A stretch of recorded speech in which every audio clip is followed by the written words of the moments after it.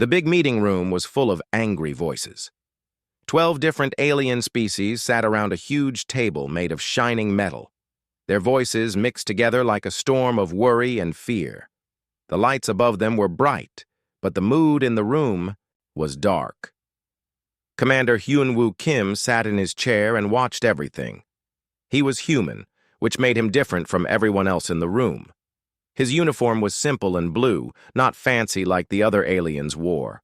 He kept his face calm, but inside he was very interested in what was happening. The meeting was about a planet called Kepler 442c. This planet was strange and dangerous. It had something wrong with the way reality worked there. The space around. The planet was full of cracks that could destroy whole star systems. These cracks were getting bigger every day. The alien called Thexara stood up first. She was tall and thin, with skin that looked like tree bark. Her people were called the Velkari, and they were very old and smart, but even they could not solve this problem. "We tried 3 times to land on that planet," Thexara said. Her voice was deep and tired. "Each time, we lost our best ships. The strange storms on that world destroyed everything we sent. Our shields were the strongest we ever made, but they only lasted 6 hours before breaking." She sat down hard in her chair. Her long fingers shook a little as she touched the table. Next, a robot-looking alien stood up. His name was Vortal, and he came from a race called the Nexans. They were famous for making the smartest machines in the galaxy, but even their machines failed on this planet. "Our computer minds went crazy on that world," Vortal said. His voice sounded like metal, touching metal. "The changing laws of physics confused them. They started asking if they were real or not. We lost 2 whole fleets because our machines stopped working right. They just stopped believing in themselves." The room got very quiet. If the Nexan machines could not handle this planet, what could? Then a huge alien stood up. He was twice as tall as everyone else and covered in thick fur. His name was Graktos, and he was from the warrior race called the Brutok. These aliens were known for being the bravest fighters in the galaxy. Nothing scared them. Nothing except this planet. Graktos hit the table with his giant fist. The whole table shook, and some of the other aliens jumped in their seats. "My warriors saw things that should not exist," he roared. "The planet showed them their worst fears made real, things that could touch them and hurt them. Even my strongest soldiers ran away screaming. We lost half our landing force in the first day." He sat down heavily. For a warrior who had never lost a battle, this was very hard to admit. Other aliens started talking at the same time. The room filled with noise again. Everyone had tried to solve this problem. Everyone had failed. Tasits, planet Kepler 442c was killing their people and destroying their ships, but they had to do something. The cracks in space near the planet were spreading. Soon they would reach important worlds with billions of people living on them. Commander Kim looked around the room. He saw fear in every alien face. These were the smartest, strongest, and most advanced species in the galaxy. But they were all beaten by one strange planet. A woman sat next to him. Her name was Captain Ji-Hai Park, and she was also human. She was smaller than him, but very smart. She had spent months studying all the reports about this planet. She knew more about it than almost anyone. Captain Park stood up slowly. The room got quiet as all the aliens looked at her. She was much smaller than most of them, but she did not look scared. "We would like to try," she said in a clear voice. For a moment, nobody moved. Then the room exploded with noise. Aliens were shouting and waving their arms. Some were laughing, but not in a nice way. "Impossible!" shouted Thexara. "Humans are too new to space travel. You have only been in the galaxy for 50 years. Your technology is primitive compared to ours," added Vortal. "If our advanced systems failed, your simple machines will be destroyed in minutes." Graktos stood up again. "No disrespect to human courage, But my warriors are trained from birth to fight impossible battles. If they could not survive that planet, your people will not last an hour." Captain Park waited for the noise to stop. She did not look angry or upset. She just stood there calmly until everyone was quiet again. "You are right," she said. "We are new to space. Our technology is not as advanced as yours. Our people are. Not as strong as the Brutok warriors." The aliens nodded. They thought she was agreeing that humans should not try. "But," Captain Park continued, "we are different from you in other ways. We think differently. We solve problems differently. Maybe that difference is what this mission needs." An alien from the back of the room laughed. "What can humans do that we cannot? You are just young, and do not understand how dangerous this is." Captain Park smiled a little. "Maybe being young is what we need. Maybe we do not know enough to be afraid of the right things." Commander Kim stood up next to her. "Every species here has tried to fight this planet with your greatest strengths. The Velkari used your wisdom and powerful shields. The Nexans used your smartest machines. The Brutok used your strongest warriors. All of these approaches failed." He looked around the room. "Humans will try something different. We will not fight the planet. We will try to understand it. We will adapt to it, instead of making it adapt to us." The alien leader of the meeting was called High Counselor Zethron. He was very old and had seen many wars and problems. He looked at the two humans for a long time. "This planet has killed thousands of the galaxy's best people," he said slowly. "The probability of human success is almost zero. Why do you want to try?" Captain Park and Commander Kim looked at each other. Then Captain Park answered, "Because someone has to try. Because giving up is not a choice when billions of lives are at risk. And because humans have always been good at doing things that seem impossible." The room was very quiet. The aliens were thinking about what the humans had said. Finally, High Counselor Zethron spoke. "The Galactic Council has spent 2 years trying to solve this problem. Many good people have died. If the humans want to try, we will let them. But we cannot give you much help. Most of our resources are already destroyed or damaged." "We understand," Commander Kim said. "We only ask for the basic information about the planet and permission to try." "You will have both," the High Counselor said. "But please understand, we do not expect to see you again. This planet does not let people leave alive." As the meeting ended, aliens from different species came up to the humans. Some wished them luck, others thought they were crazy. A few gave them advice about what not to try. Commander Kim and Captain Park walked out of the meeting room together. They had just volunteered for what everyone believed was a suicide mission. But they did not look scared or worried. "Think we can actually do this?" Commander Kim asked quietly. Captain Park smiled.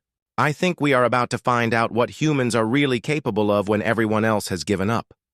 They had 3 months to prepare for a mission that had already killed thousands of the galaxy's best people. 3 months to get ready for a planet where reality itself was broken. 3 months to prove that sometimes being human was enough. 3 months later, the human ship Persistence was ready to leave Luna Station. The station was built around Earth's moon, and it was where humans kept their best spaceships. But the Persistence did not look like the best of anything. Mission.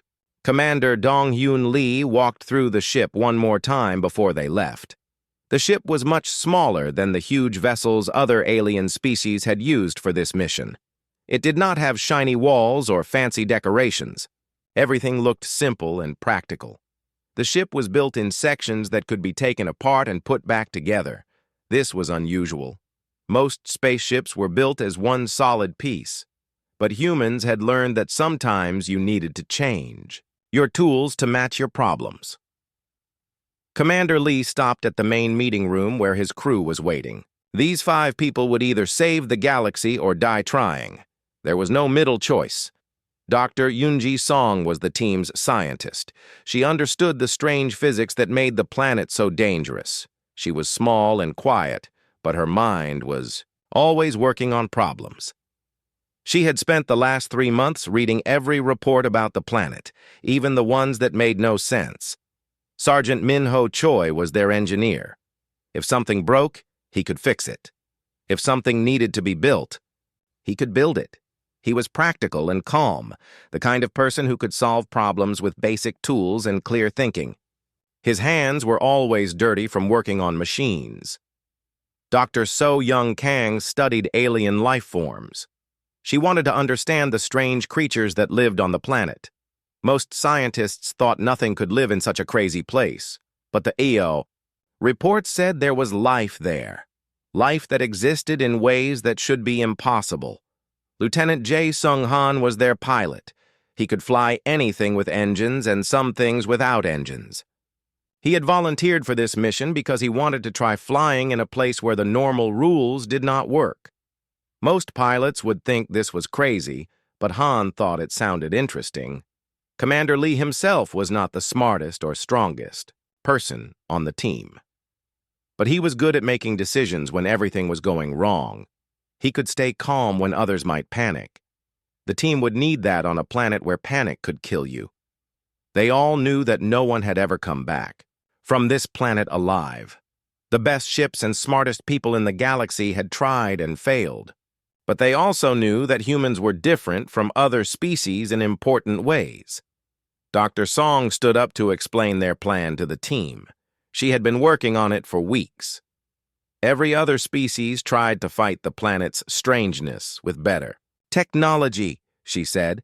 They built stronger shields, smarter computers, and more powerful weapons, but the planet defeated all of them.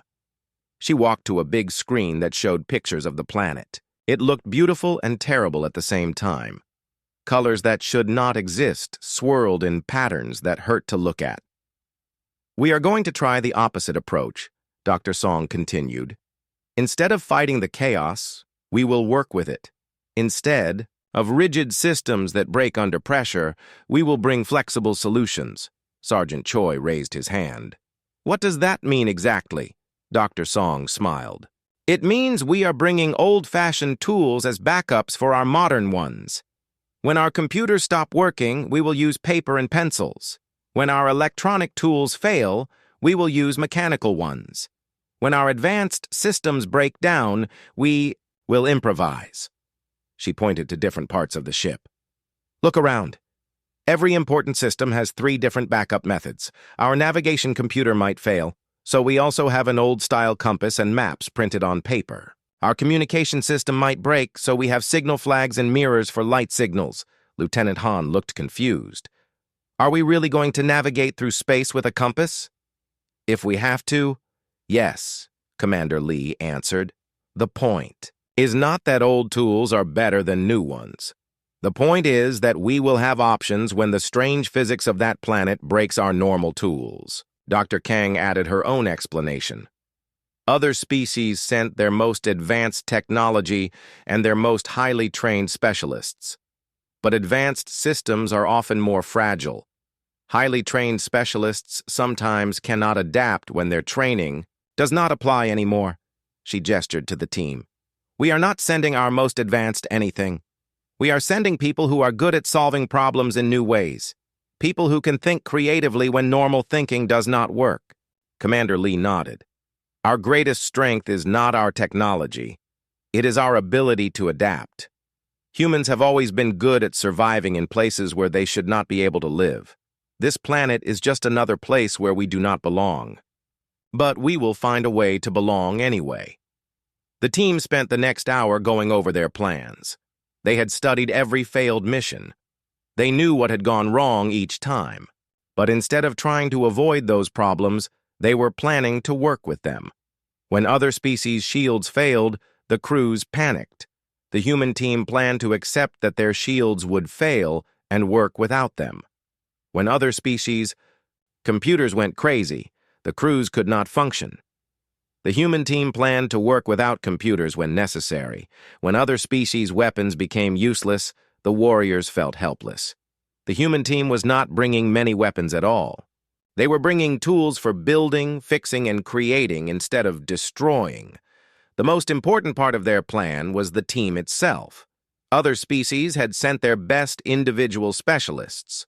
Humans were sending a group that worked well, together. They had trained for months to trust each other and communicate clearly. As they finished their final meeting, Commander Lee looked at each person on his team. "Are you all sure about this? We can still change our minds. No one would blame us for deciding this mission is too dangerous." Dr. Song was the first to answer. "I have spent my whole life studying physics. This planet is the strangest place in the known universe. How could I not want to go there?" Sergeant Choi shrugged. "I fix things for a living. Sounds like this planet has a lot of things that need fixing." Dr. Kang smiled. "There might be completely new forms of life on that world. Life that exists in ways we have never seen before. I cannot miss the chance to study that." Lieutenant Han grinned. "I have always wanted to know what it feels like to fly somewhere truly impossible." Commander Lee stood up. "Then we go, and we go together." As they prepared to leave Luna Station, other humans came to say goodbye. Some of them thought the team was brave. Others thought they were crazy.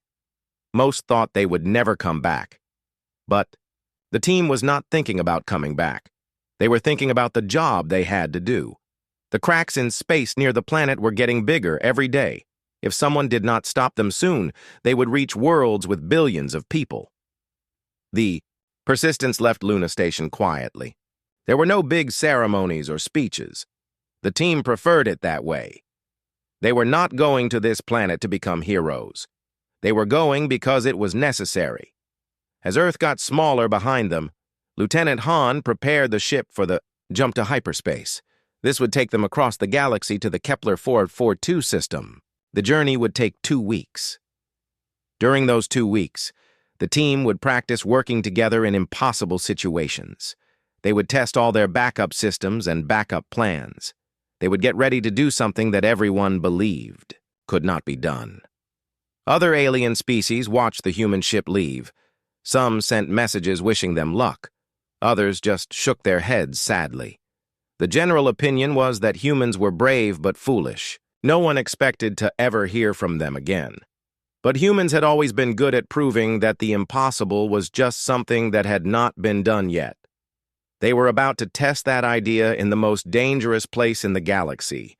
As the ship jumped into hyperspace, Commander Lee made one final log entry. Every other species gave up when this mission got too hard.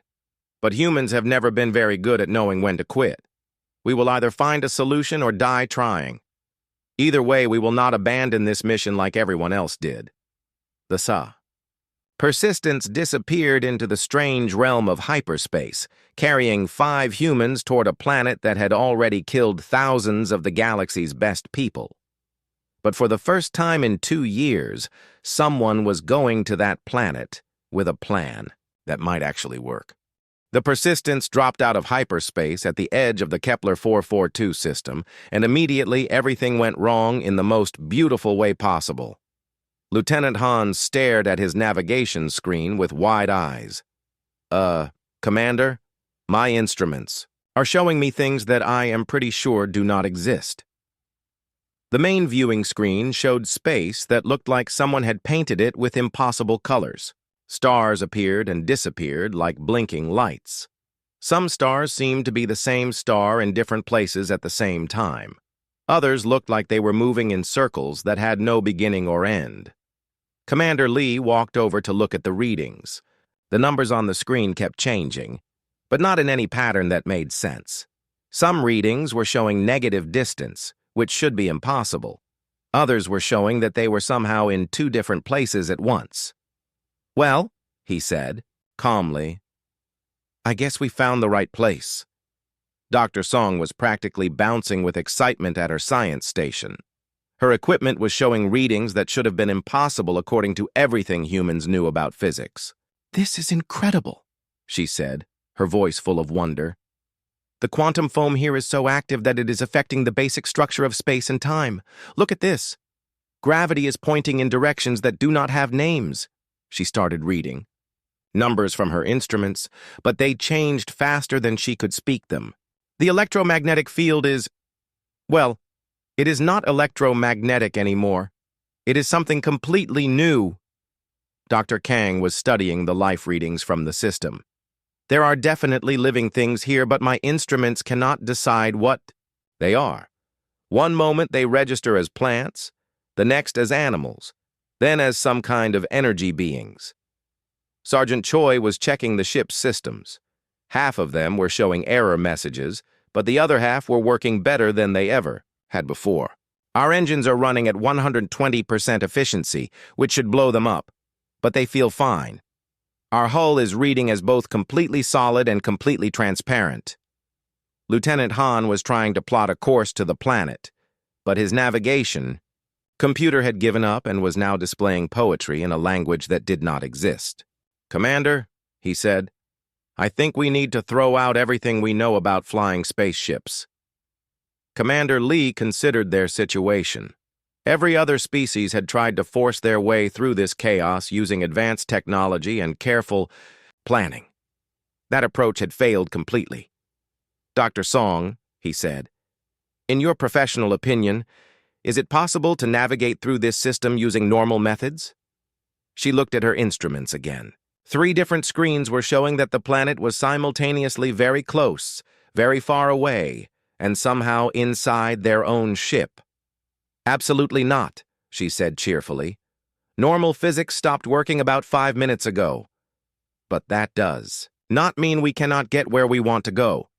We just need to stop thinking normally." "What do you suggest?"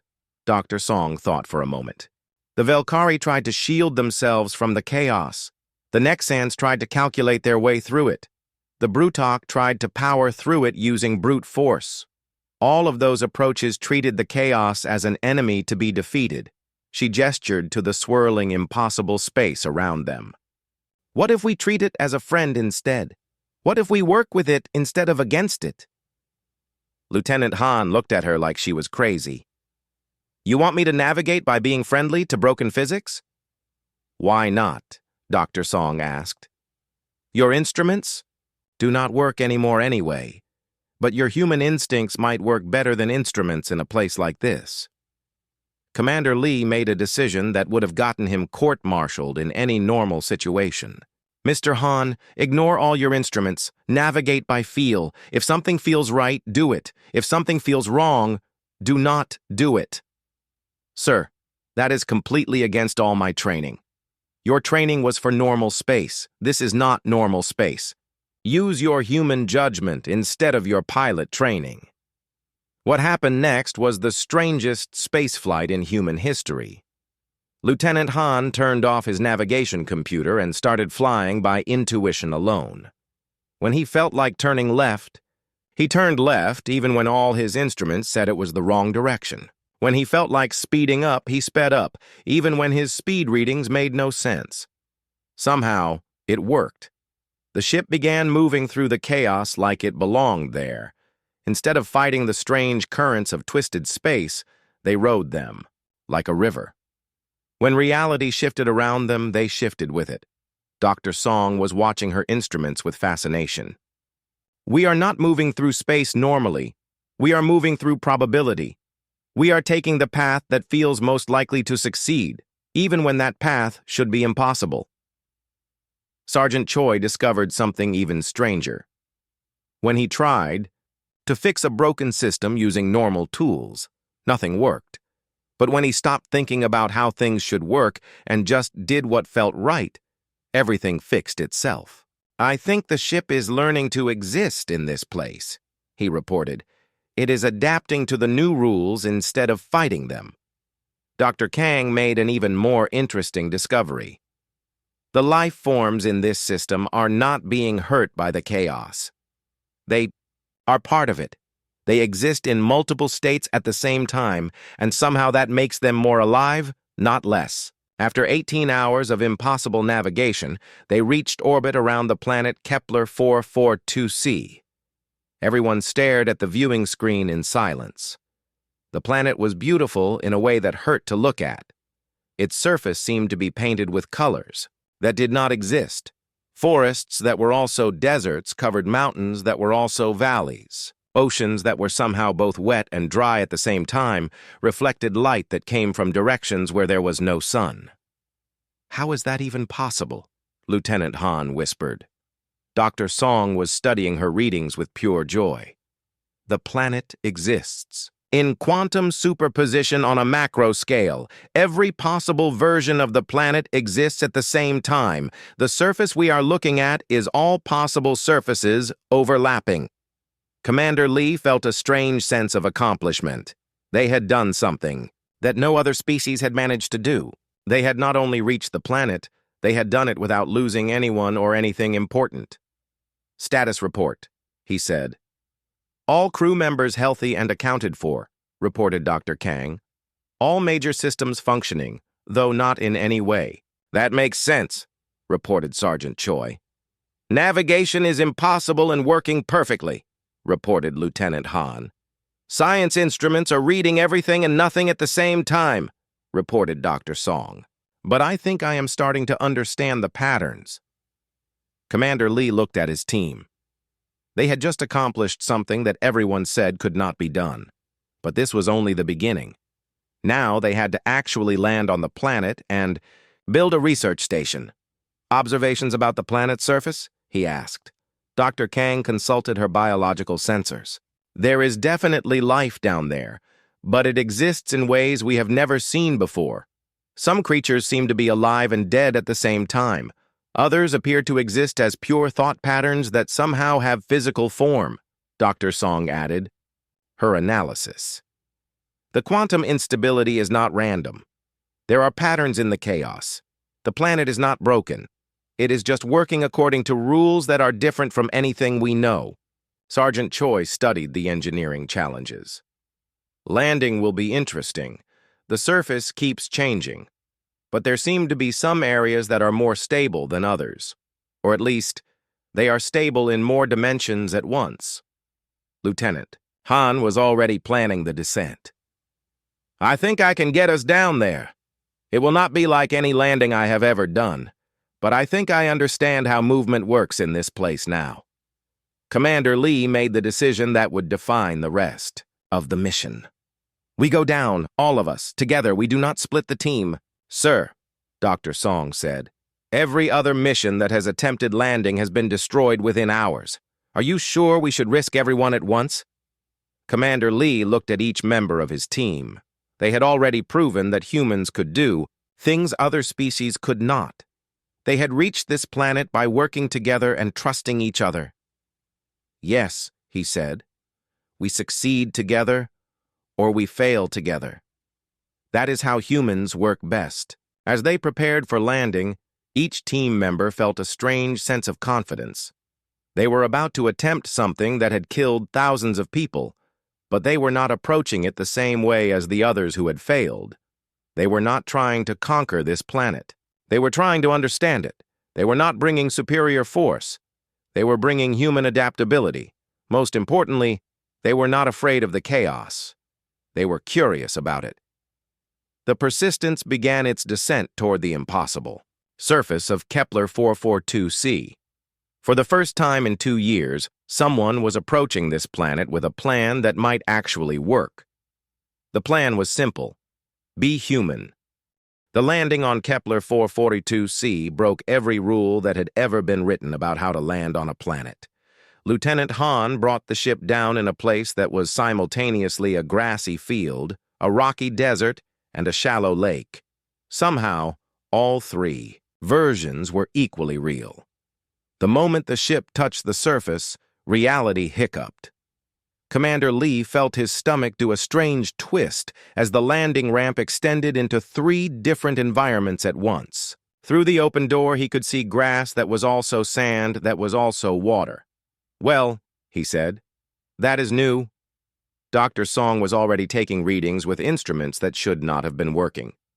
"The quantum field here is incredible. We are existing in approximately 17 different probability states simultaneously, but somehow we are stable in all of them." Sergeant Choi was checking the ship's systems. "Everything is working fine," he reported, "which is impossible, since according to my readings, half our equipment does not exist anymore. The first step outside the ship was the strangest experience any human had ever had. Dr. Kang put her foot down on ground that was solid grass and loose sand and splashing water all at the same time. She should have been confused or scared, but instead she felt oddly comfortable. "This is remarkable," she said, looking around at a landscape that changed every time she blinked. "My brain is somehow processing all the different versions of reality at once. It should be overwhelming, but it feels natural." One by one, the rest of the team stepped outside. Each person experienced the planet's quantum chaos differently, but none of them panicked like the previous expedition members had. Commander Lee found himself standing in a forest that was also a mountain, that was also an ocean shore. The trees were tall and green and also did not exist, and also were made of living music. His mind should have rejected this impossible input, but instead, it adapted. "Status report," he called out to his team. "I am fine," Dr. Song called back, even though she was currently in 4 different locations at once. "My notebook just turned into a butterfly, but it is still taking notes somehow." "All good here," Sergeant Choi reported. His toolbox had become a small garden, but when he reached for a wrench, a flower handed him one. "The tools are different, but they still work." "No problems," Lieutenant Han said. He was standing next to the ship, which was simultaneously landed and still flying, and also a large tree. "Though I think our ship just became part of the local ecosystem." Dr. Kang was the most excited of all. "The life forms here are incredible. I am talking to a plant that exists only on Tuesdays, and it is explaining quantum biology to me." This was the moment when every previous expedition had failed. The psychological pressure of existing in multiple realities at once had driven other species to madness or terror. Advanced computer systems had crashed trying to process contradictory information. Trained soldiers had run away from fears made manifest, but the humans did something that no other species had tried. They embraced the strangeness instead of fighting it. Dr. Song started taking notes on paper that sometimes existed and sometimes did not. When her pen stopped working, she found that she could write with light or with thoughts. The important thing was that she kept recording what she observed.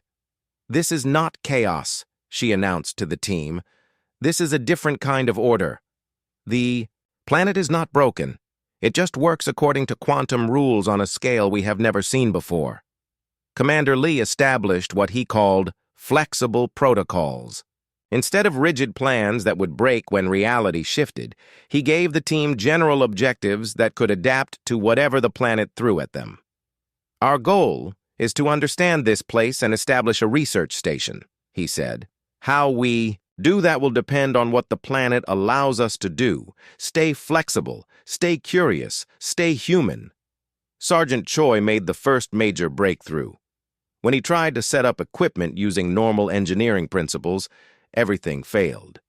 But when he stopped thinking about how things should work and started thinking about how they wanted to work, everything became possible. "I think the planet responds to intention rather than action," he reported. "When I wanted to build a shelter, the materials arranged themselves. When I needed power, the ground offered to provide it. The planet wants to help, but only if we ask nicely." Dr. Kang made an even more amazing discovery.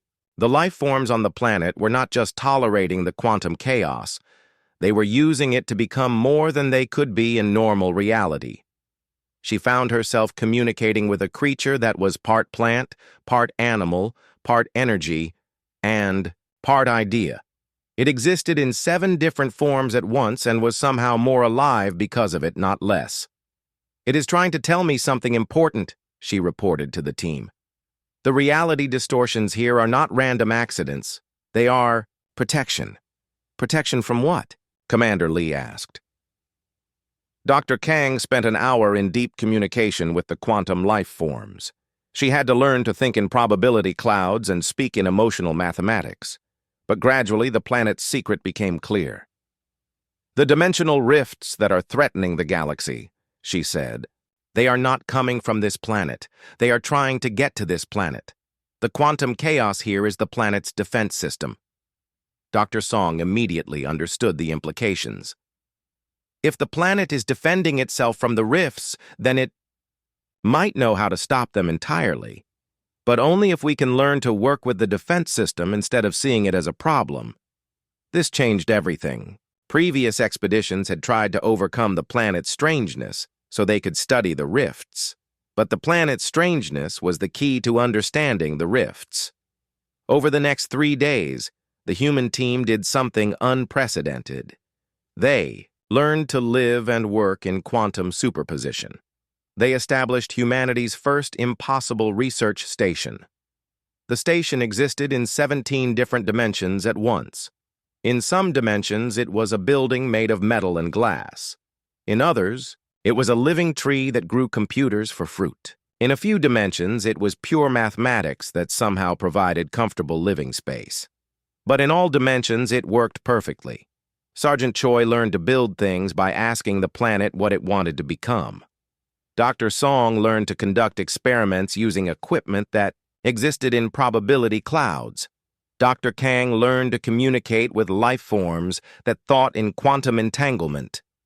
Lieutenant Han learned to fly local vehicles that were sometimes aircraft, sometimes boats, and sometimes just controlled falling. Commander Lee learned to make decisions that were right in multiple realities simultaneously. The breakthrough moment came when Dr. Kang made full contact with the planet's collective consciousness. The quantum life forms had been trying to communicate with other species for centuries, but no one had been able to understand them. "They want to show us something," she announced to the team on their 3rd day. The planet opened itself to the humans in a way it had never done for any other species. Reality became temporarily stable, and the team found themselves standing in a vast underground chamber that pulsed with living light. In the center of the chamber was something that looked like a 3-dimensional map of the galaxy. But this map showed things that no instrument had ever detected. It showed the dimensional rifts as they really were. Not random tears in space, but the reaching tendrils of something hungry trying to break through from another universe. "Fidi, rifts are not natural phenomena," Dr. Song breathed. "They are invasion routes." The planet's consciousness communicated directly with Dr. Kang, who translated for the team. "Something from another dimension is trying to enter our reality. The quantum chaos here is not just protecting this planet, it is protecting our entire universe." Commander Lee stared at the map. The rifts were much more extensive than anyone had realized.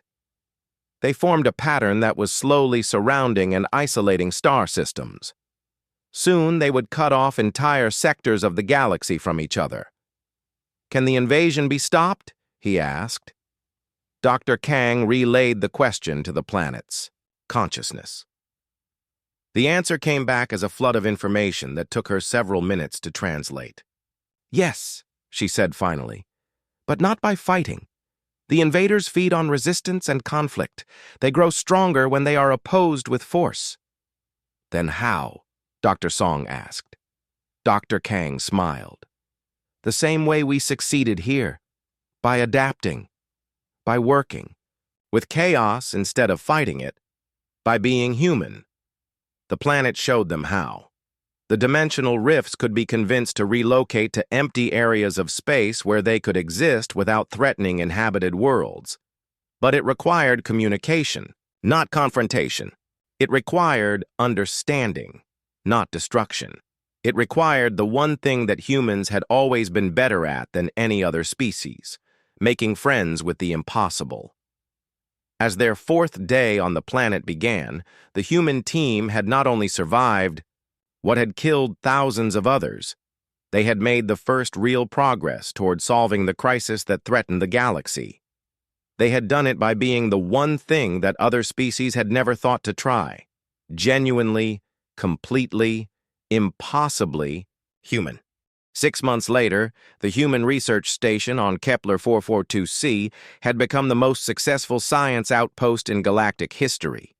But more importantly, it had become something no one expected, an embassy between realities. Commander Lee stood in the main observation room of the station, watching the sunrise that happened in 17 different ways at once. Through the quantum-transparent walls, he could see Dr. Kang teaching a group of young quantum beings how to communicate with creatures from normal space. The scene was beautiful and impossible, like everything else on this planet. The station itself had grown beyond anything they originally planned. It was part building, part living organism, part mathematical equation, and part dream made real. But somehow it all worked together perfectly. Lieutenant Han walked up to join him at the observation window. "The supply ship from Earth arrives tomorrow," he said. "First official visitors we have had since we got here." Commander Lee nodded. "Think they will be able to handle what they see?" "If they are human, they will adapt," Han replied with confidence. "That seems to be what we do best." The past 6 months had been an incredible journey of discovery and growth. The team had not just survived on the planet, they had thrived. But more importantly, they had solved the dimensional rift crisis in a way that no one else had even imagined was possible. Dr. Song emerged from her laboratory, which existed in 12 dimensions and somehow had excellent lighting in all of them. She was carrying reports that would revolutionize physics throughout the galaxy. "The Galactic Council is going to love these readings," she said, holding up data crystals that glowed with their own inner light. "We have documented 17 new forms of physics and 3 entirely new ways for matter to exist." "Any word from the rift monitoring stations?" Commander Lee asked. Dr. Song smiled widely. "All dimensional rifts in this sector have been successfully relocated to empty space. The technique is working better than we hoped. No inhabited worlds are in danger anymore." The solution had been brilliant in its simplicity. Instead of trying to close the dimensional rifts or fight the entities trying to come through them, the humans had convinced the rifts to move to places where they could exist safely. It turned out that the beings from the other dimension were not truly hostile. They were just lost and confused, trying to find a place where they could exist. The dimensional rifts were their way of exploring, like putting out tentacles to test new areas. Dr. Kang had been the key to this breakthrough. She had learned to communicate with both the quantum life forms of the planet and the dimensional entities from the other universe. Acting as a translator between 3 different forms of existence, she had arranged the first peaceful contact between dimensions. The negotiations had been unlike anything in galactic history. They took place in probability space, used mathematics as a language, and required all participants to exist in multiple states at once. But humans had adapted to these requirements like they adapted to everything else. The dimensional entities actually liked the empty areas of space better, Dr. Kang had explained after the first successful relocation. "They can expand and explore without bumping into anything solid. They never meant to threaten anyone. They just did not understand that some areas of space were already occupied." The technique was now being used throughout the galaxy. Human teams trained on Kepler 442c were working with other species to relocate dimensional rifts away from populated systems. It was delicate work that required patience, creativity, and the ability to think in ways that normal physics did not allow. But humans were proving to be surprisingly good at thinking impossibly. Sergeant Choi joined them at the observation window. His engineering projects had become legendary throughout the galaxy. He had learned to build structures that existed in multiple realities and somehow provided better service in all of them. "The new habitat modules are ready," he reported. "We can house 50 researchers now, all existing comfortably in quantum superposition." Commander Lee looked around at what his team had accomplished. They had not just completed their mission, they had exceeded it in ways that no one had thought possible. The research station was now a permanent installation, staffed by scientists from dozens of different species. But it was still run using human principles, flexibility, adaptation, and the willingness to embrace the impossible. Other species sent their best equipment and most advanced technology. Humans sent people who were good at solving problems in creative ways. The combination was proving incredibly effective. A communication signal came in from the Galactic Council. Commander Lee activated the quantum communicator, which somehow transmitted messages across multiple dimensions simultaneously. High Counselor Zethron appeared as a hologram that flickered between several different versions of himself. "Commander Lee," he said, "the Council has received your final report on the dimensional rift crisis." "Yes, sir," Commander Lee replied. "The results exceed our most optimistic projections," the High Counselor continued. "Dimensional rift activity has decreased by 94% throughout the galaxy. No inhabited worlds have been threatened by new rifts in 3 months. This is the greatest crisis resolution in galactic history." The High Counselor paused, and when he spoke, again his voice was full of wonder. "How did you succeed where so many others failed so completely?" Commander Lee looked at his team, who had gathered around to hear the conversation. Dr. Song with her impossible science, Dr. Kang with her interdimensional diplomacy, Sergeant Choi with his quantum engineering, Lieutenant Han with his probability, navigation. All of them had done things that should have been impossible. "We tried a different approach," Commander Lee said. "Everyone else tried to conquer the impossible. We made friends with it." The High Counselor was quiet for a long moment.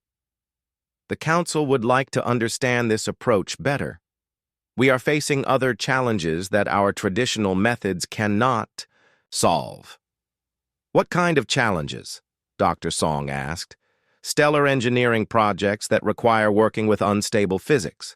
First contact protocols for species that exist outside normal space-time. Colony worlds where the environment changes in ways our science cannot predict." Commander Lee exchanged glances with his team. They had found their new mission. "We would be happy to help," he said. "But we do it the human way. Flexible plans, adaptable solutions, and the willingness to try things that everyone says cannot work." "Agreed," the High Counselor said immediately. "When can you begin?" "We never stopped," Dr. Kang said with a smile. "We have already been working on 3 of those problems. The quantum life forms here have been teaching us about stellar engineering. We have protocols ready for testing." As the communication ended, Commander Lee felt a deep sense of satisfaction. They had not just saved the galaxy from the dimensional rift crisis. They had established a new way of approaching impossible problems. The human method was spreading throughout galactic civilization. Other species were learning to be more flexible, more creative, more willing to try solutions that seemed crazy. The galaxy was becoming more human in the best possible way. Dr. Song was already planning their next project. "The Andromeda Galaxy has been sending strange signals that follow no known physics. The Council wants us to investigate." "Sounds impossible," Lieutenant Han said with a grin. "Perfect," Sergeant Choi added. "Impossible is what we do best." Dr. Kang was communicating with the quantum life forms who were eager to help with the new challenge. "They want to come with us. They think the Andromeda signals might be from beings like them." Commander Lee looked out at the planet that had become their home and their proving ground. Kepler 442c had taught them that the impossible was just another word for not tried by humans yet. "Set course for Andromeda," he said. "Let's go make friends with whatever is sending those impossible signals." As they prepared for their next mission, reports were coming in from around the galaxy. Human teams were solving problems that had stumped other species for centuries, not through superior technology or greater knowledge, but through the simple human trait of refusing to accept that anything was truly impossible. The story of the mission to Kepler 442c had become legend throughout galactic civilization. It was the story of a species that succeeded where everyone else failed, not because they were stronger or smarter, but because they were willing to try a different approach. The story always ended the same way. Every other species abandoned the mission when it got too difficult. But humans have never been very good at knowing when to quit. And that, as it turned out, was exactly what the galaxy needed. The Human Research Station continued to exist in 17 dimensions simultaneously, a permanent reminder that sometimes the best solution to an impossible problem is to stop seeing it as a problem and start seeing it as an opportunity to do something that has never been done before. In the end, that was the most human thing of all. The absolute certainty that impossible just meant interesting.